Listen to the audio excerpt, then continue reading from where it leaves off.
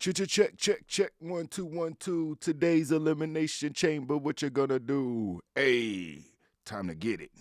Hey, time to get it.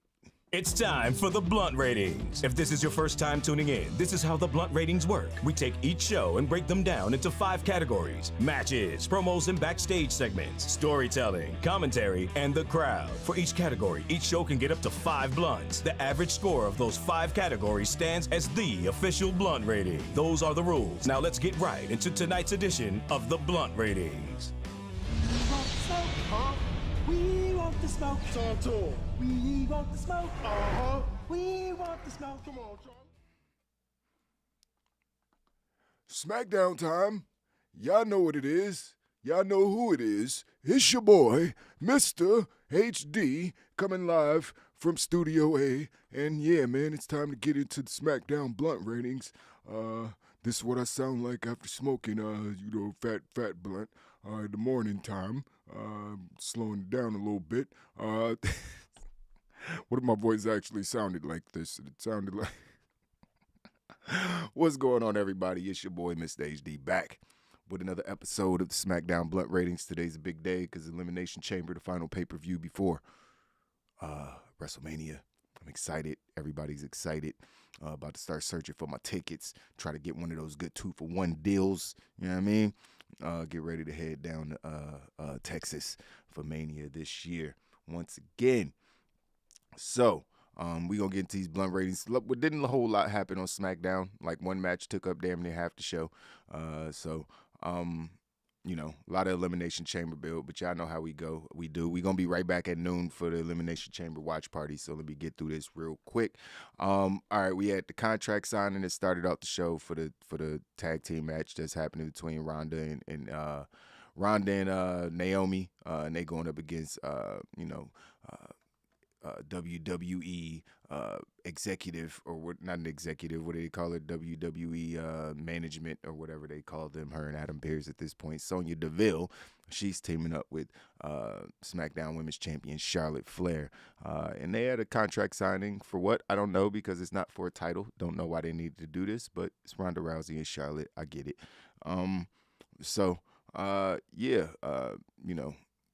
The segment was the segment. Fucking Ronda kept trying to, crack jokes, but she sounded like she was hella sad. She sounded like she was hella sad the whole time. She was talking real low, like they should have turned up her mic or something, but I don't know if it would have mattered because she just sounded like she didn't want to be there. She needs to get her shit together. I don't know. Like, I'm just not feeling Ronda when she's on the mic right now. That's not ever been her strong suit, but it's just, it just seems real lackadaisical right now. But, Sonya Deville told her, y'all should have stopped cutting me off, because what I was trying to tell y'all was that you'll be fighting this match with one arm tied behind your back, because apparently Ronda said that in the interview that she could. So obviously, somebody mentioned, I think Physics mentioned that yesterday or something about that actually happening. So, Ronda's going to be in the match with one arm tied behind her back. She agreed to it. Everybody signed the contract. Then her and Naomi flipped the table over on the other two. So that was the segment. Gruss, what up, Gruss? What's cracking, man? Miss AW didn't know about the time change. Yeah, me either. I had no clue. Ronda needs a manager. Yeah, Ronda definitely needs a manager, 1,000%. You know who would have been a good manager for Ronda Rousey? Sonya Deville. Like, if she wasn't gonna, she's not gonna wrestle, which I assume she's probably coming back to the wrestling ring soon. But Sonya Deville would have been a good mouthpiece for Ronda. Obviously, I think Paul Heyman would be the number one choice. Like, she should just be in a stable with Brock Lesnar. I mean, it just seems like it makes perfect sense, but just, things that make sense aren't really WWE's forte. But then after that, we had Sheamus bullying Ridge Holland because he lost to Ricochet. That was a lot of foreshadowing there. I could see what was coming from a mile away during this promo. Just like, man, I can't believe you lost to Ricochet. I beat him so easily every time I face him. He's just like, oh, you're about to lose. And then Sami Zayn was complaining to Kayla about how they shut down his documentary, and there's conspiracy. We had a couple video packages. One of them was an Undertaker video package, which was pretty dope. I'm pretty sure he's gonna show up at WrestleMania, since it is in Texas. Makes sense for Undertaker to show up. He has to show up. I don't know if he's gonna do anything, but he has to do his entrance at the very least. Then we had Drew McIntyre do an in-ring promo. He was also backstage they showed him backstage. I think that was a replay from the prior week with Madcap bullying him into staying in his match. And Drew is out there telling some fucking Drew McIntyre stories. It was a long ass promo, basically saying how he's gonna fuck Madcap Moss up and their matches falls count anywhere. Blah blah blah blah blah. It wasn't standard Drew McIntyre stuff. I don't know if it's good or bad. It's just there at this point. I think Rico and Aaliyah might be smashing. It's just first of all, Aaliyah is fucking bad. Like, she is sheesh. I don't even know what nationality she is. She could be black, she could be white, she could be mixed, she could be Spanish, she could be Asian. I don't know what she is, but damn, she bad. So Aaliyah and Ricochet were backstage. Rico was just bragging about himself, I guess. I don't know what was going on there. And then Roman and Goldberg had a face-off at the end after Roman came out and talked some shit. Goldberg came out and said, "My bad, you're not next when it comes to the WWE Championship or the Universal Championship. Yeah, I'm next." Wasn't really... Promos were average as shit last night. I ain't gonna lie. Like, it just felt like they were just trying to get through the show or get to the show today at noon. Sami Zayn mic work was probably the best of the night. The contract signing was blah. You know what I mean? Because, Sonya Deville and Charlotte can talk, but Ronda is just like, Naomi could talk. And Ronda just threw the whole shit off to me every time she spoke. But yeah, it was really nothing as far as promos and backstage segments. They were average, so I gave them 3 blunts for the night. Could have been a 2.5, but it's a pay-per-view today. I'm being nice. Matches, there was only 3 matches on Smackdown. Like I said, one of them took up damn near half the show. The first match was really good, as you would expect. Ricochet versus Sheamus. Like I said, predictable outcome, even though Sheamus did beat the shit out of him for most of the match.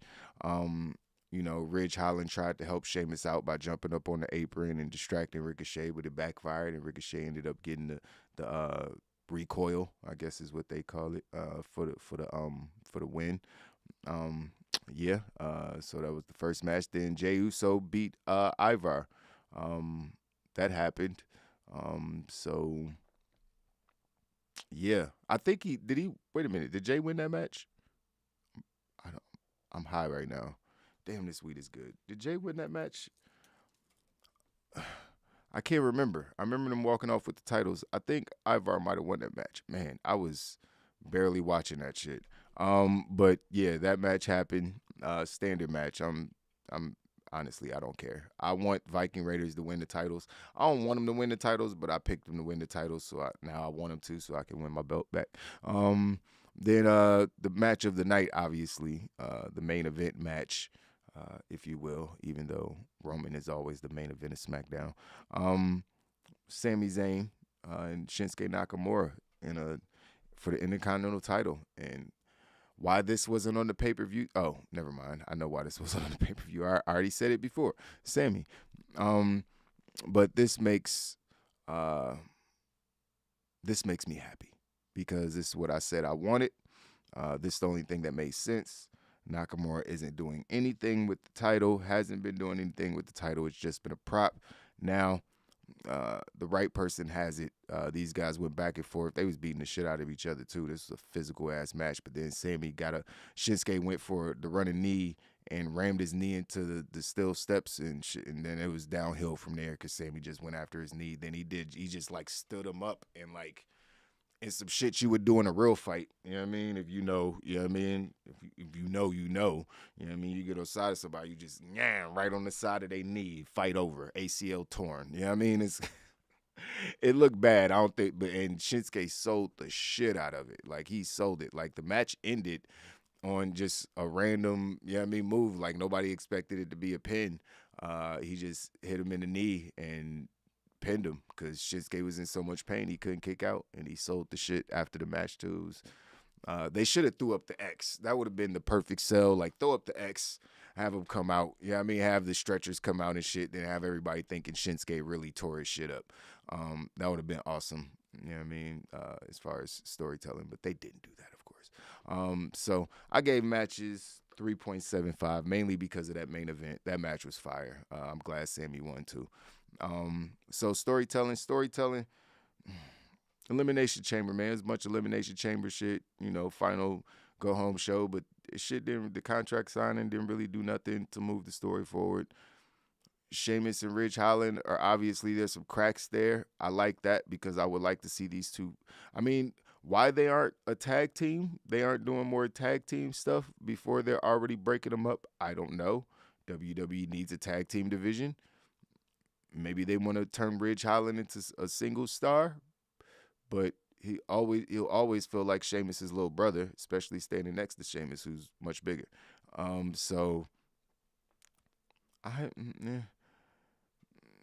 I mean, I guess you could have them fight at WrestleMania. Like, I'm cool with it. I don't mind it. Outside of Drew McIntyre and Madcap and Corbin, no, don't care. Like, all this shit is boring. They made all these characters boring. So now Aaliyah just popping up, Ricochet flirting. I don't know what the fuck is happening with half of this shit. No, half of it don't even make no sense. Roman and Goldberg. No one thinks Goldberg is winning this match. Not a single soul, except for one person. Only one person. The person that wants to see the wrestling world burn to ashes. And that is Gruss. That is the only person who thinks that Goldberg is about to win this fucking match. It is Gruss 512. You know what I mean? That is it. He's the only one.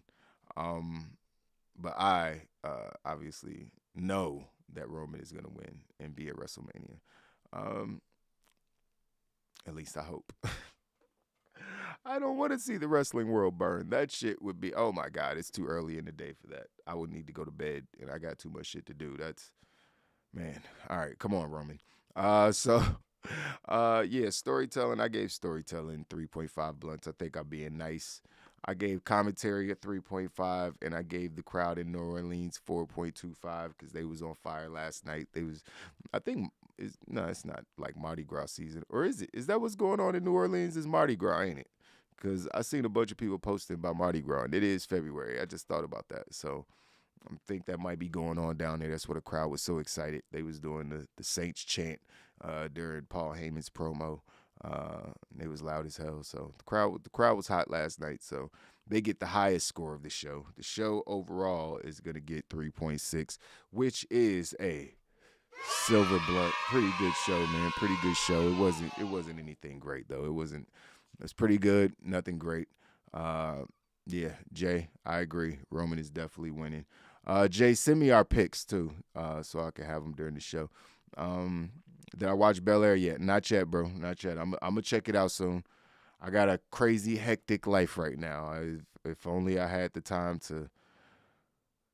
Yeah, I'm trying to make sure I can do these shows. I can't watch a whole lot of shows. Not as much as I want to, but I'm definitely gonna watch it because y'all got me hella interested in that shit. So I'm definitely gonna watch that shit. So let me get up out of here, y'all. I'll be back in 2 hours flat. We'll be watching Elimination Chamber, so get fucking ready. You know what I mean? For Roman to win. You know what it is. I'm out of here. Like the video, subscribe to the channel, and hit the notification bell to know when we go live next. Follow us on Twitter and Instagram at Wrestling on We, and thanks for watching.